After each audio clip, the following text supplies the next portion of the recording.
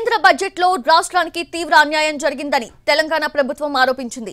తెలంగాణ పట్ల కేంద్రం వివక్ష చూపుతోందంటూ ముఖ్యమంత్రి రేవంత్ రెడ్డి అసెంబ్లీలో ప్రవేశపెట్టిన తీర్మానాన్ని సభ ఆమోదించింది. బడ్జెట్ను సవరించి తెలంగాణకు నిధులు ఇవ్వాలని ముఖ్యమంత్రి రేవంత్ రెడ్డి డిమాండ్ చేశారు. అన్ని రాష్ట్రాల అభివృద్ధి కేంద్ర ప్రభుత్వం బాధ్యత అన్న రాజ్యాంగ స్ఫూర్తిని కేంద్రం విస్మరించిందన్నారు. పునర్విభజన చట్టం ప్రకారం 2 రాష్ట్రాల అభివృద్ధికి కేంద్రం చర్యలు చేపట్టాల్సి ఉందన్నారు రేవంత్ రెడ్డి. పలుమార్లు ప్రధాని మోదీని కేంద్ర మంత్రుల్ని కలిసి తెలంగాణ అభివృద్ధికి సాయపడాల్సిందిగా కోరినా పట్టించుకోలేదన్నారు ముఖ్యమంత్రి. డాక్టర్ బిఆర్ అంబేద్కర్ రచించిన రాజ్యాంగం ప్రకారం భారతదేశం అన్ని రాష్ట్రాల సమైక్య, అన్ని రాష్ట్రాల సమీకృత సమ్మిళిత అభివృద్ధి కేంద్ర ప్రభుత్వ బాధ్యత. ఈ ఫెడరల్ స్ఫూర్తిని కేంద్ర ప్రభుత్వం విస్మరించింది. కేంద్ర ప్రభుత్వం ప్రవేశపెట్టిన బడ్జెట్లో తెలంగాణకు వివక్ష జరిగింది.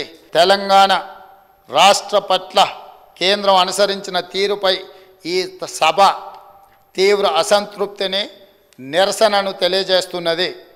ప్రస్తుతం కొనసాగుతున్న బడ్జెట్ చర్చల్లోనే కేంద్ర బడ్జెట్కు సవరణలు చేసి తెలంగాణ రాష్ట్రానికి న్యాయం జరిగేట్టు తగిన చర్యలు తీసుకోవాలని ఈ సభ, ఈ ప్రభుత్వం డిమాండ్ చేస్తుంది. ఈ తీర్మానాన్ని సభ్యులందరూ పార్టీలకు అతీతంగా చప్పట్ల ద్వారా మీరందరూ ఆమోదం తెలపండి. తదుపరి కార్యాచరణ మళ్ళీ మనం అందరం కూడా చర్చించుకొని కేంద్ర ప్రభుత్వం మీద ఒత్తిడి తీసుకొచ్చి మన హక్కులను సాధించుకుందామని తమరి అనుమతితో ఈ తీర్మానాన్ని సీఎం నాయకత్వంలో కేబినెట్ మంత్రులందరూ జంతర్ మంతర్ దగ్గర దీక్షకు కూర్చోవాలన్నారు బీఆర్ఎస్ ఎమ్మెల్యే కేటీఆర్. అందరు ఎమ్మెల్యేలు వచ్చి దీక్షకు మద్దతుగా నిలుస్తామన్నారు.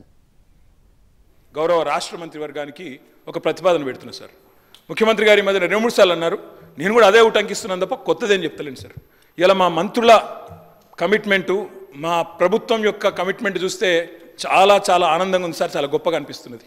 అందుకే దయచేసి ముఖ్యమంత్రి గారి నాయకత్వంలో బ్రహ్మాండంగా ఢిల్లీలోని జంతర్ మంతర్లో ఆమరణ దీక్షకు మొత్తం మంత్రివర్గం కూర్చోండి సార్. మేము అండగా ఉంటాం, మేము చుట్టూ కూర్చుంటాం, సత్యదాకా కూర్చోమనండి. మేము అండగా ఉంటాం, కేంద్రంతో కొట్లాడదాం. మొత్తం మంత్రివర్గం మంచిగా జంతర్ మంతర్లో కూర్చోండి. ఎమ్మెల్యేలు అందరం వస్తాం, ఎంపీలు అందరం వస్తాం, అందరం పోయి కూర్చుందాం, అంతూ చూసుకుందాం సార్. ఎందుకంటే ముఖ్యమంత్రి గారు ఈ మధ్యన ఒక్కసారి కాదు, రుణమాఫీ అంటే హరీష్ రావు దీక్ష చేయాలంటాడు, ఉద్యోగుల సమస్యలు, నిరుద్యోగుల సమస్యలు అంటే నన్ను ఆమరణ దీక్ష చేయమంటాడు. అందుకే నేను అడుగుతా ఉన్నా సార్, మొత్తం కేబినెట్ కూర్చోండి, మేము అండగా నిలబడతాం, 1000 మంది వస్తాం. మీరు నిధులు తెచ్చుడో కేబినెట్ కు అంటే ఏం కావాలని నేను కోరుకోను సార్. ఆమరణ దీక్ష కూర్చోవాలని చెప్పి మనస్ఫూర్తిగా మీ కమిట్మెంట్. రాష్ట్రానికి జరిగిన అన్యాయంపై ఢిల్లీలో దీక్ష చేసేందుకు తాను సిద్ధమని కేసీఆర్ ను తీసుకురావాలన్నారు సీఎం రేవంత్. ఇద్దరం సచ్చుడో తెలంగాణకు నిధులు తెచ్చుడో జరగాలన్నారు. బీఆర్ఎస్ నేతలు చేసిన సవాల్కి సీఎం రేవంత్ కౌంటర్ ఇచ్చారు. తెలంగాణ రాష్ట్ర విశాల ప్రయోజనాల దృష్ట్యా అక్కడ కల్వకుంట్ల తారక రామారావు గారు, ఇక్కడ తన్నీర్ హరీష్ రావు గారు దీక్ష గురించి ప్రతిపాదించారు. తప్పకుండా జంతర్ మంతర్లో చంద్రశేఖరరావు గారిని రమ్మనుండ్రి. చంద్రశేఖరరావు గారు, నేను ప్రతిపక్ష నాయకుడిగా చంద్రశేఖరరావు గారు, సభాపక్ష నాయకుడిగా నేను తెలంగాణకు నిధులు తెచ్చుడో అవసరమైతే సచ్చుడో తేలుద్దాం, మేం సిద్ధం. తారీఖు పెట్టండి, చంద్రశేఖరరావుని తీసుకొని రండి. జంతర్ మంతర్లో దీక్షకు కేసీఆర్ ను తీసుకురావాలన్న సీఎం రేవంత్ రెడ్డి వ్యాఖ్యలకు BRS MLA Harish Rao counter ఇచ్చారు. ఉద్యమ సమయంలో చాలా సార్లు పదవులను గడ్డిపోచల్లా వదులుకున్నామన్నారు. కేసీఆర్ ఎందుకు సీఎం రేవంత్ ఢిల్లీలో దీక్ష చేయాలన్నారు. బీఆర్ఎస్ నుంచి 1000 మంది వచ్చి రక్షణగా నిలుచుంటామన్నారు. కాంగ్రెస్ కేబినెట్ మంత్రులు ఢిల్లీలో దీక్ష చేయాలన్నారు హరీష్ రావు. కేసీఆర్ గారు చావు నోట్లో తలబెట్టి కానే కాదని తెలంగాణ తెచ్చిండు. కేసీఆర్ ఎందుకు, నువ్వు చేయి, నీకు 1000 మంది మేము రక్షణ కవచంగా ఉంటాం, మేమందరం ఎమ్మెల్యేలు వచ్చి నీ చుట్టూ ఉంటాం, నువ్వు మీ కేబినెట్ దీక్ష చేయండి. కేసీఆర్ గారు చావు. బీఆర్ఎస్ పార్టీ ఎమ్మెల్యేలు బాధ్యత కలిగిన ప్రతిపక్షంగా వ్యవహరించడం లేదని డిప్యూటీ సీఎం భట్టి విక్రమార్క అసంతృప్తి వ్యక్తం చేశారు. కేంద్రం దిగొచ్చే వరకు సచ్చేదాకా ఢిల్లీలోనే మంత్రులు దీక్షకు కూర్చోవాలని బీఆర్ఎస్ ఎమ్మెల్యేలు అంటున్నారని, ఇదేం ఆలోచన అని ప్రశ్నించారు ఆయన. రాజకీయ ప్రయోజనాలు పక్కన పెట్టి ఢిల్లీలో పోరాడదామన్నారు భట్టి విక్రమార్క. రాష్ట్ర ప్రయోజనాల కోసమట మీరంతా తీర్మానం చేయండి. మీరు అందరు కలిసి పార్లమెంట్ సభ్యులు, మీరు మంత్రులందరూ పోయి ఢిల్లీలో సత్యదాకా కూర్చోండి. ఏంటి సత్యదాకా కూర్చునేది? ఇదేం ఆలోచన అండి? ఇదేం ఆలోచన? ముఖ్యమంత్రి మంత్రులు సత్యదాకా కూర్చోండి అని చెప్పేటువంటి ఇదెక్కడ ఆలోచన? ఈ ఆలోచన కరెక్ట్ కాదు. ఇది దయచేసి హెల్దీ అపోజిషన్గా ఉండాల్సిందిగా నేను మీరు కోరుతూ, ఈ సభలో ఉన్నటువంటి అన్ని రాజకీయ పార్టీలు మీ రాజకీయ ప్రయోజనాలు పక్కన పెట్టి ప్రభుత్వంతో కలిసి రండి. ఎందుకు నిధులు రావో, ఏ రకంగా నిధులు రావో అవసరమైతే వారిని పోదాం. మేమేమి వారిని బెదిరించట్లే. ఈ దేశానికి ప్రధానమంత్రి వారు, ఈ దేశానికి ప్రభుత్వం, అది ఈ దేశంలో భాగం. మేము ఈ రాష్ట్ర వాటాగా ప్రధానమంత్రిని కలుద్దాం, గౌరవంగా అడుగుదాం. మేమేమి ఇంకో సభ్యులు మాట్లాడితే ఏదో విషం దింపుతున్నాం. మేము విషం దిమ్మట్లేదు. మేము అడుగుతున్నామని రాష్ట్రానికి రావాల్సిన వాటా గురించి గౌరవంగానే తీర్మానం చేద్దాం. గౌరవంగా అందరం కలుద్దాం, అందరం పోదాం. తమ ఎంపీలు రాష్ట్ర ప్రయోజనాల కోసం ఢిల్లీలో దీక్ష చేస్తుంటే బీఆర్ఎస్ ఎంపీలు ఏం చేస్తున్నారని ప్రశ్నించారు సీఎం రేవంత్. ఎవరితో విలీనానికి రహస్య చర్చలు చేస్తున్నారన్నారు సీఎం రేవంత్. మెట్ల మీద, తెలంగాణకు ఇవ్వని నిధుల మీద, రాని అనుమతుల మీద రాహుల్ గాంధీ, సోనియా గాంధీ గారు, మల్లికార్జున్ ఖర్గే గారు మా ఎంపీలతో నాడు దీక్ష చేస్తుండు. నీ రాజ్యసభ ఎంపీలు ఎక్కడున్నారో ఒకసారి లెక్క పెట్టుకో. విలీనం కోసం ఇల్లు తిరిగి చీకట్ల అందరినీ కలిసి వచ్చి కౌగిలించుకునే ప్రయత్నం చేసి అన్ని వ్యవహారాలు చేసి వచ్చి ఇప్పుడు సభల అసలు విషయం పక్కదారిన పెట్టి రాజకీయ వివాదాస్పద అంశాల మీద చర్చకు చేసి అదానీలతో, అంబానీలతో చీకట్ల కుంభుక్కయ్యే అలవాటు. తమకు విలీనాల అవసరం లేదని కౌంటర్ ఇచ్చారు కేటీఆర్. తెలంగాణ రాష్ట్రం ప్రజల ప్రయోజనాల కోసం ఢిల్లీతో సహా ఎవరితోనైనా పోరాడతామన్నారు. గారు మాట్లాడతారు. మీ ఇద్దరికి నేను స్పష్టంగా చెప్తా ఉన్నా, ఈ వేదిక ద్వారా చెప్తా ఉన్నా, ఎలాంటి చీకటి ఒప్పందాలు చేసుకోవాల్సిన దౌర్భాగ్యం మాకు లేదు.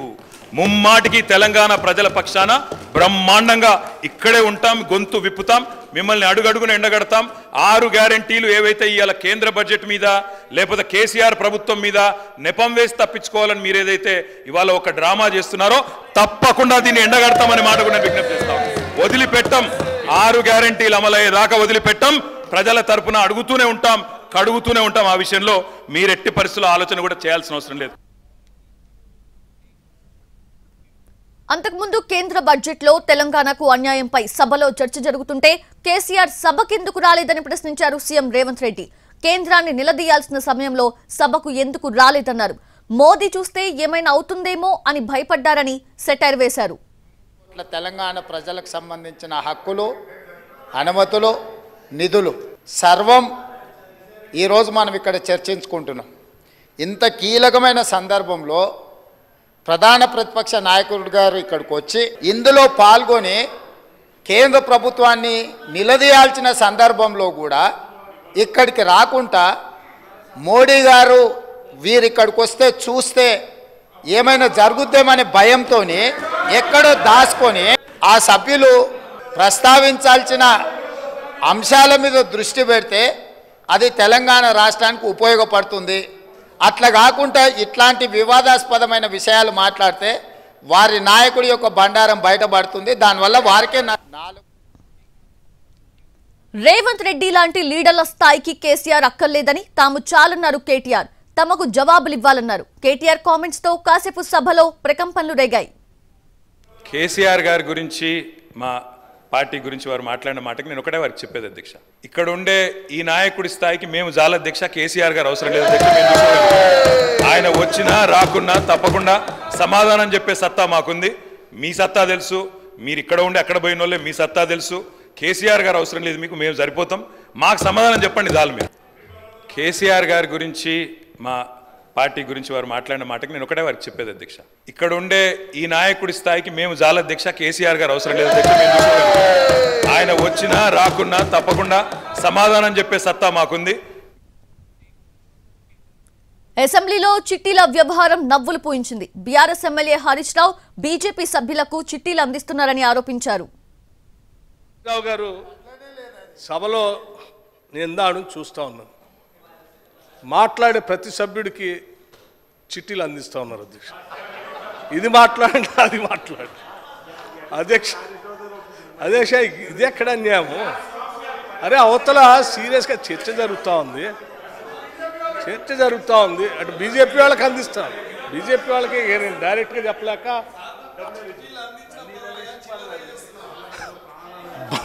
బీజేపీ వాళ్ళకి చిట్టీలు అందిస్తూ ఉన్నారు అధ్యక్ష.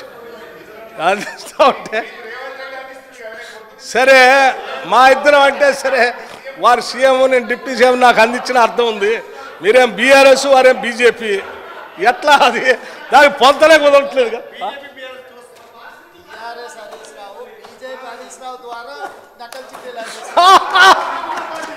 ఇది బీఆర్ఎస్ హరీష్ రావు గారు, బీజేపీ డాక్టర్ హరీష్ రావు గారి ద్వారా బీజేపీ ఫ్లోర్ లీడర్కి చిట్టీలు అందిస్తూ ఉన్నారు అధ్యక్ష. ఇది